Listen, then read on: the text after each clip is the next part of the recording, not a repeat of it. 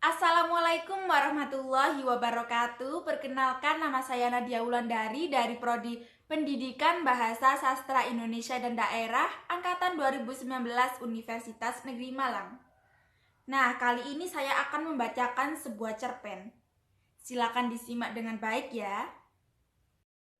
Sebuah cerpen karya Lambok Huta Barat, berjudul Laron. Sedari pagi hujan terus mericis, hingga menjelang maghrib baru liris menjadi gerimis-gerimis tipis. Ketika langit mulai gelap dan lampu-lampu rumah dinyalakan, hujan sudah sempurna reda. Satu dua laron mulai muncul dan berputar-putar mengitari lampu di teras rumah. Semakin lama semakin banyak. Bahkan beberapa sudah menghambur ke dalam rumah, melewati ventilasi dan celah-celah pintu jendela. Tanpa sepengetahuan Bapak, aku membuka pintu depan sedikit supaya laron-laron itu bisa masuk ke dalam rumah. Dan bisa kuajak bermain dan berbincang.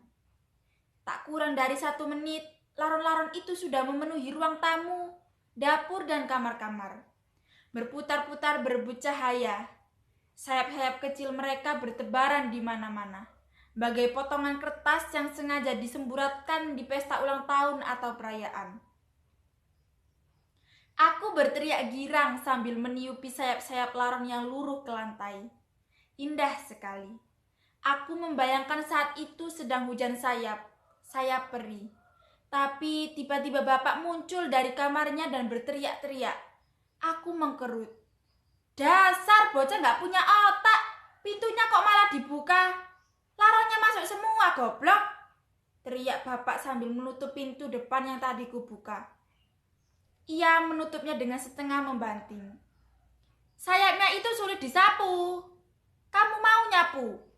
Kata Bapak lagi sambil mendorong kepalaku dengan kasar.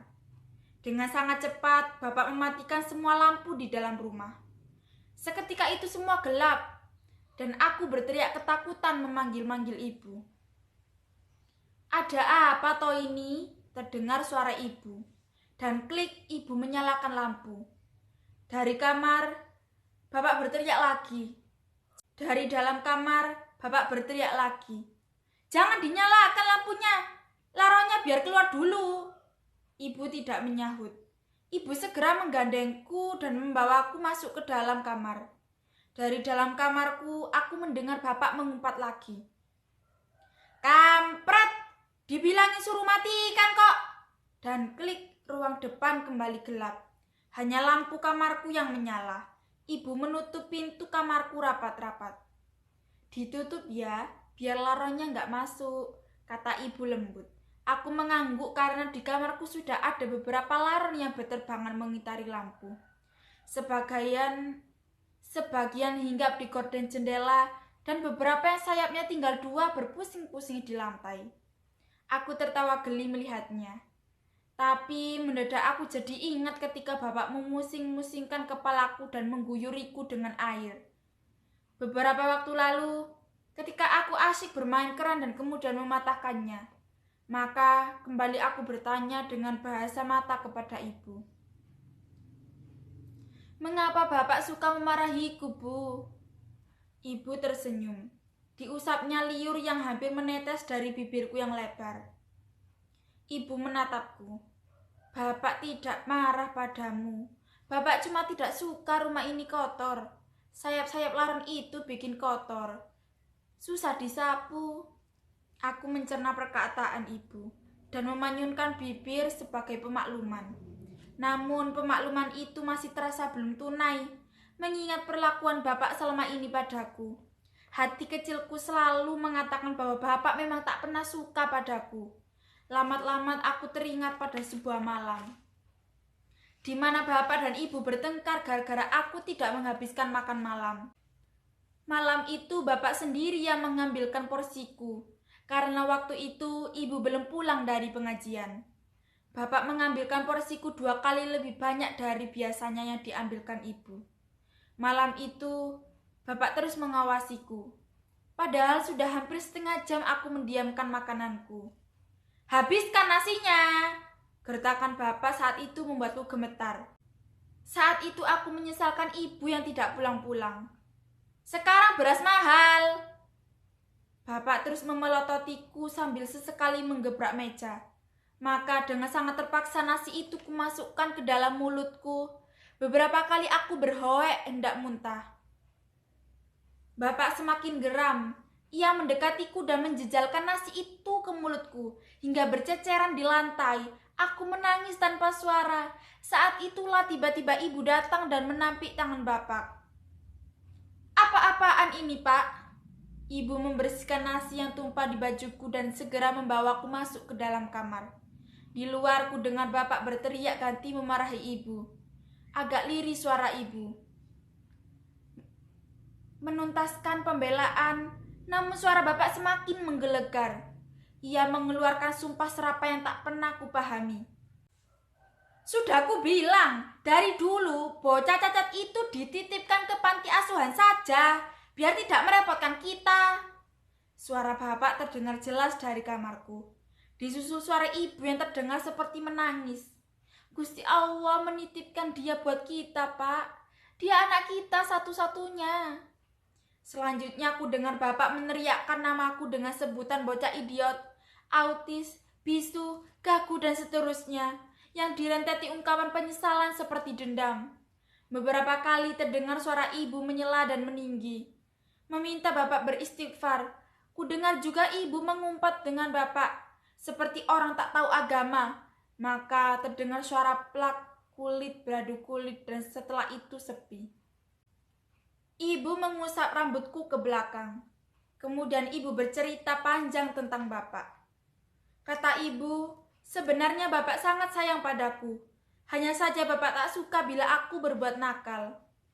"Maka dari itu kamu tak boleh nakal lagi, yang nurut sama Bapak," kata ibu kemudian.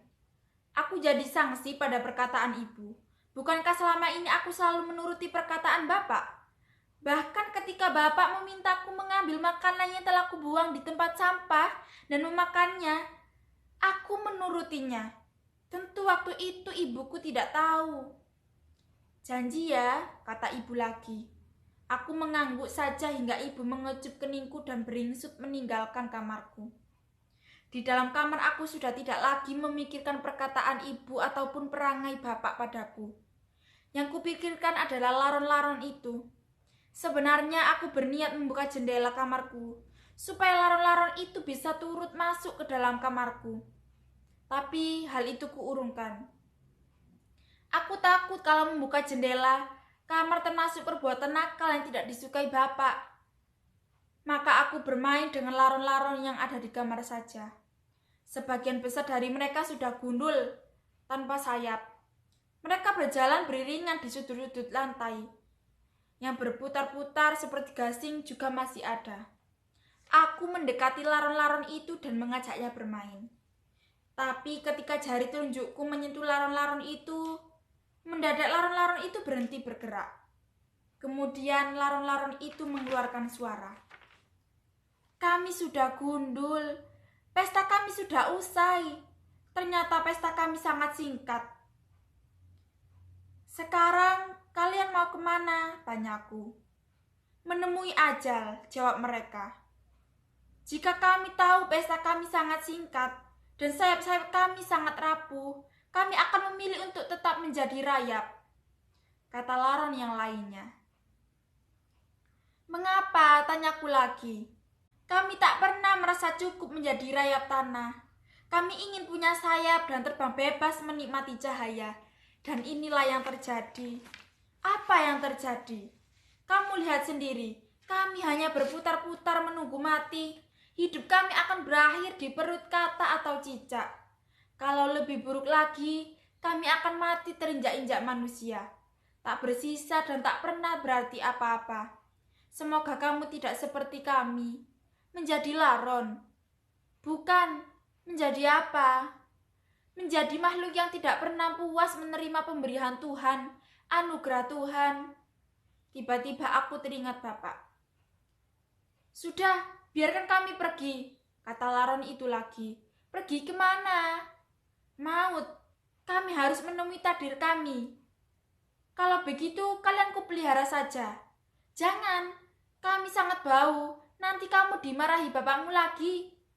Kalian kusembunyikan saja di kamarku.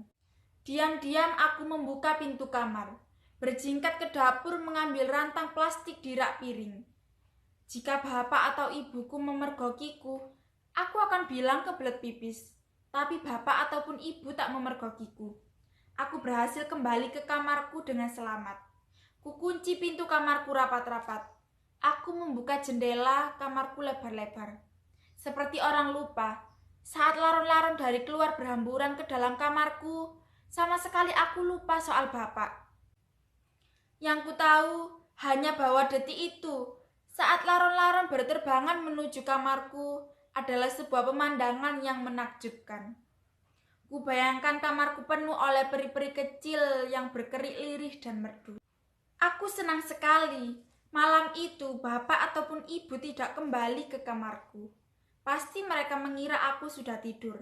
Padahal malam itu aku begadang sampai larut malam, memunguti laron-laron itu dan memasukkan ke dalam rantang plastik. Sayap-sayap yang berceceran di lantai ku bersihkan dengan kertas basah. Yang kulumuri ludah, ku tempelkan kertas basah itu perlahan ke sayap-sayap yang berceceran. Ternyata mudah sekali membersihkan sayap laron. Setelah kamarku bersih, aku membuang kertas-kertas basah yang penuh sayap itu keluar jendela. Kututup kembali jendela kamarku pelan-pelan. Kututup pula rantang plastik yang penuh laron itu dengan sebuah buku tulis tebal sebelum akhirnya kudorong ke bawah ranjang dan kutinggal tidur.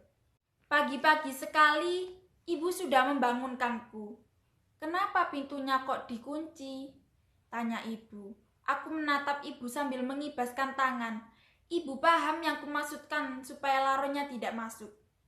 Hatiku agak tidak enak membohongi ibu, tapi aku juga kasihan pada laron-laron itu. Ibu menyuruhku segera mandi.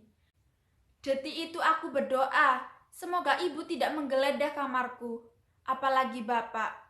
Tapi doaku musprah, tak terwujud, karena tiba-tiba bapak datang dan mengendus bau kamarku.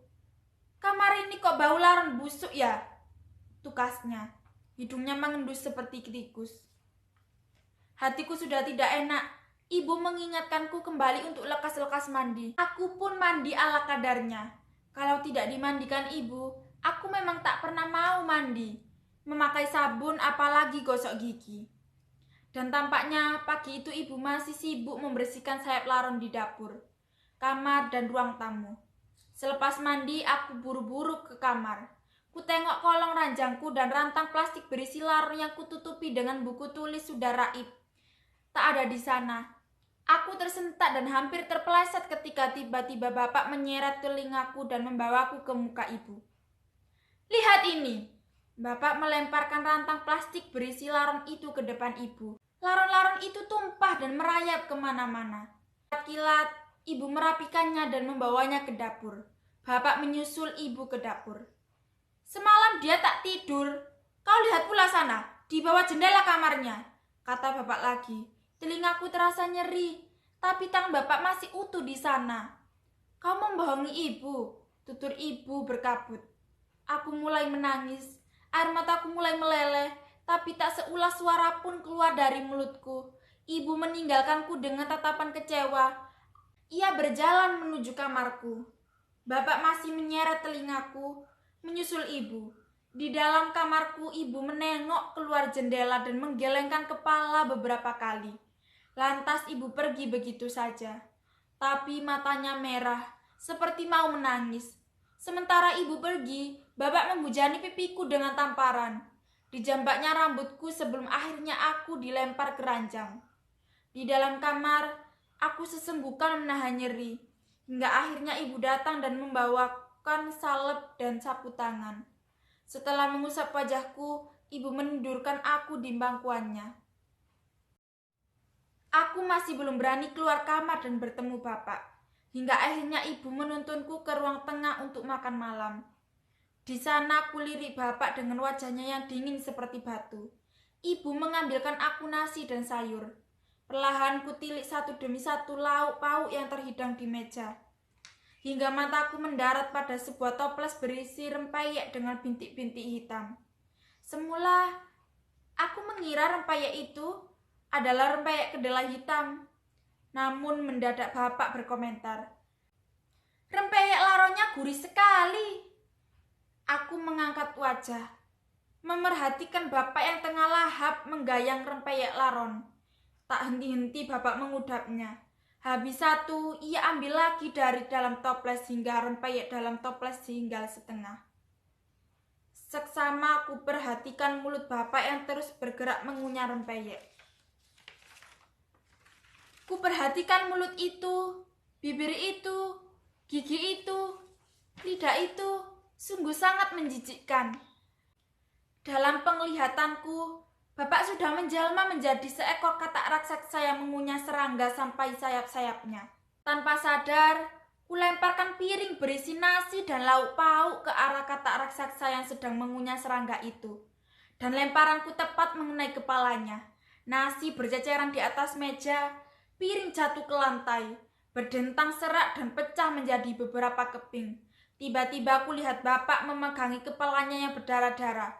Matanya mendelik ke arahku, mata yang berkilau dan tajam seperti hendak menikamku. Tamat. Sekian pembacaan cerpen dari saya.